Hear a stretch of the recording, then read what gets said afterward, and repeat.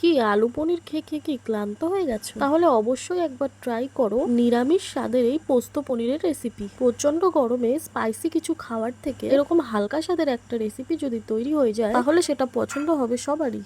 নিরামিষ পনির পোস্তর এই রেসিপি যে কোনো ননভেজ পনির আইটেমকে কিন্তু হার মানাবে। এটা আমি বলছি না, যারা যারা এটা টেস্ট করেছে তারা বলছে। তাহলে তোমরা একবার ট্রাই করেই দেখো, একদম পচতাবে না, সেটা হলো আমার গ্যারান্টি। ননভেজ মানে পেঁয়াজ রসুন দিয়ে রান্না করার কথা বললাম এখানে, কিন্তু আজকের আমাদের পনিরের রেসিপিটা হবে পুরোপুরি নিরামিষ, কোনো পেঁয়াজ আদা রসুন এগুলোর ব্যবহার ছাড়া শুধুমাত্র সামান্য কিছু বাড়ির উপকরণ দিয়েই তৈরি করে ফেলতে পারবে খুব সুস্বাদু এই পনির রেসিপিটি। পনিরগুলো এইভাবে রান্না করলে কিন্তু হবে তুলোর থেকেও নরম, মুখে দিতেই মিলিয়ে যাবে। দেরি না করে দেখে নেওয়া যাক তুলতুলে নরম স্বাদের এই পনিরের রেসিপিটি কিভাবে বানাবো। সবার প্রথমে পনিরটাকে কিন্তু বেশ বড় বড় করে কেটে নিয়েছি। এরপর তার মধ্যে নুন হলুদ আর কাশ্মীরি লাল মির্চ দিয়ে সেটাকে হালকা হাতে শুধু একটু কোট করে নিতে হবে, তা না হলে কিন্তু পনিরগুলো ভেঙে যেতে পারে।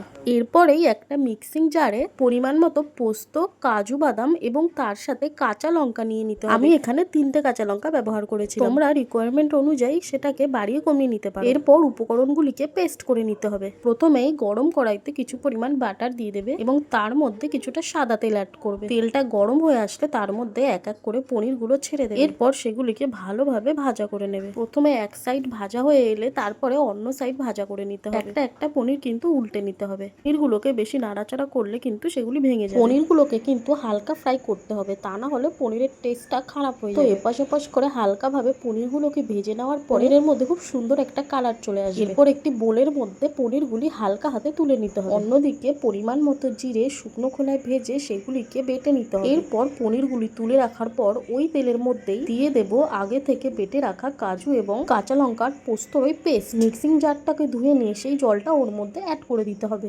ফ্লেমটাকে মিডিয়ামে রেখে মিক্সচারটাকে ভালোভাবে নাড়াতে হবে যাতে তলা না ধরে যায়। ইনগ্রেডিয়েন্টগুলোকে ভালোভাবে নাড়াচাড়া করে রান্না করে নিয়ে যখন উপকরণগুলির থেকে কাঁচা গন্ধ চলে যাবে তখন তাতে অ্যাড করব পরিমাণ মতো জল। দিয়ে দেবো এখানে 1.5 গ্লাস মতো পরিমাণে জল। বাটা মশলার পরিমাণ যদি তোমরা বেশি বা কম নিয়ে রান্না করো তাহলে সেক্ষেত্রে জলের পরিমাণ কম বা বেশি হবে। উপকরণগুলিকে কিন্তু ভালোভাবে কষিয়ে নেওয়ার পরেই জল অ্যাড করতে হবে এবং তার মধ্যে দিয়ে দেবো স্বাদ মতো চিনি। তোমরা চাইলে চিনির পরিমাণ বেশি বা কমও করতে পারো। এরপর ফ্লেমটাকে হালকা বাড়িয়ে এগুলিকে টকবক করে ফুটতে দিতে হবে। ফুটে এলেই তার মধ্যে আগে থেকে ভেজে রাখা পনিরগুলোকে একে একে দিয়ে দেবো এবং সেটাকে গ্রেভির সাথে ভালোভাবে ফুটতে দেবো। ভালোভাবে ফুটে এলে ঢাকা চাপা দিয়ে এগুলিকে রান্না করে নিতে হবে এবং একে একে বাদ বাকি যে মশলাগুলো রয়েছে সেগুলিকে এর মধ্যে মিশিয়ে দেবো। প্রথমেই দিয়ে দেবো ভেজে রাখা জিরে গুঁড়ো এবং তার সাথে এর মধ্যে দিয়ে দেবো 2 চামচ পরিমাণ চিলি ফ্লেক্স। সবকিছুই স্বাদ অনুযায়ী এর মধ্যে মিশিয়ে দিতে হবে। মিশ্রণের থেকে কিছু পরিমাণ গ্রেভি তুলে নিয়ে তার মধ্যে 1 কাপ মতো গুঁড়ো দুধ অ্যাড করে সেটিকে ভালোভাবে মিশিয়ে নেব।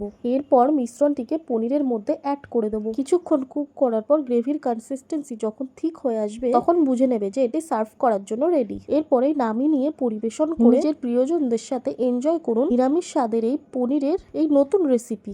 নিরামিষ স্বাদের এই পনির পোস্তটি কিন্তু রেস্টুরেন্ট স্টাইল যে কোনো রান্নাকেই হার মানাবে। আপনারা কিন্তু অবশ্যই একবার হলেও বাড়িতে এই রেসিপিটিকে ট্রাই করবেন, তাহলে নিরামিষ দিনে কি রান্না করব সেটি নিয়ে কিন্তু চিন্তা করার আর প্রয়োজন থাকবে না। তার কারণ নিরামিষ স্বাদের এই পনির পোস্ত রেসিপিটা কিন্তু প্রিপারেশন করতে হাতে গোনা সামান্য কিছু সময়ই লাগবে। শীত গ্রীষ্ম বর্ষা যে কোনো ওয়েদারেই কিন্তু অরুচি হবে না। লুচি পরোটা রাইস যে কোনো জিনিসের সাথেই কিন্তু এই পদটি অনায়াসে যাবে। আমার এই রেসিপিটা যদি আপনাদের পছন্দ হয় তাহলে লাইক কমেন্ট করে অবশ্যই পাশে থাকবেন। দেখা হবে নতুন কোনো রেসিপি নিয়ে।